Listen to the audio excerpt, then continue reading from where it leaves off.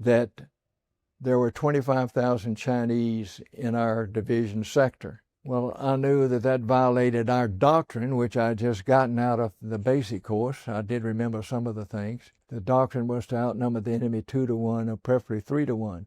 Well, they outnumbered us 3-2, so I knew there was something wrong. I knew about those other battles that had been going on, so it didn't look like the Chinese had come over for a vacation. They came to fight. But anyway, I was a company commander and the first lieutenant, and I had a job to do, so we went to it. We made our assault on November the 24th and attacked our objective and achieved our objective. The next day we had a similar thing. I swear it was Hill 205. It was a cold day, freezing in the daytime, below freezing at night. Beautiful day, but cold. We were to attack across 800 yards of open, cleared, frozen rice paddy and seize Hill 205 on the far side. We did that. We had 51 Rangers present for duty. We had 9 Katusas, Korean augmentation to the United States Army, Katusa. They were good soldiers. They'd been brought in after 2 weeks of training and sent over to the Ranger Company to join us, and they were an added strength, an added capability.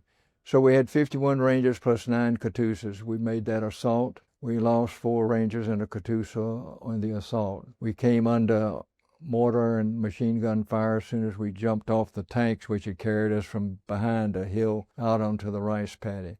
Immediately after taking the objective, which had been defended, but there were no Chinese there. There'd been bunkers and everything set up to defend that. Immediately after defending, we began to put in a perimeter defense. We always defended 360 degrees because we were always alone. And tonight was to be no different. The closest U.S. Army ground force unit was over a mile away, so we've got to look after ourselves. We set up our defensive position.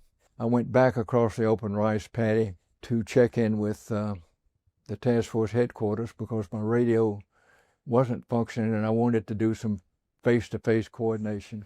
I picked up one of my Rangers who had been helping a wounded Katusa, and he and I were carrying a case of hand grenades each back up the hill. And as we were entering the perimeter, we heard the Chinese blowing the whistles and bugles. That was the way they coordinated with each other.